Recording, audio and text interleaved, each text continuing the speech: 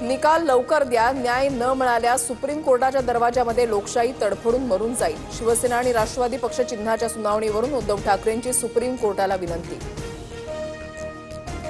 मुंबईत फक्त ठाकरेंची शिवसेना आणि मनसेची ताकद, बाकी कोणत्याही पक्षाची ताकद नाही. निवडणुकीसाठी कामाला लागा, राज ठाकरेंचे पदाधिकाऱ्यांना आदेश. राज ठाकरेंकडून मला जीव मारण्याची धमकी, मनसेचे कार्यकर्ते परप्रांतीयांना मारहाण करतात. उत्तर भारतीय सेनेच्या सुनील शुक्लांची मुंबई हायकोर्टामध्ये याचिका.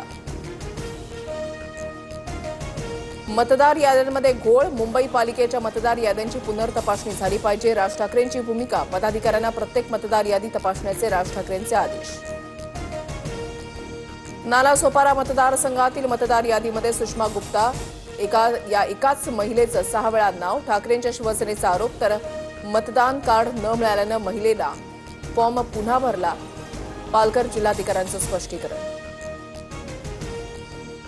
संजय राऊतांकडून वारकऱ्यांचा धारकऱ्यांचा अपमान, राऊतांनी सर्वांची माफी मागावी. मांस विक्री बंद करून महाराष्ट्राला नपुंसक बनवताय का, या राऊतांच्या वक्तव्यानंतर भाजपचे नवनाथ पण आक्रमक.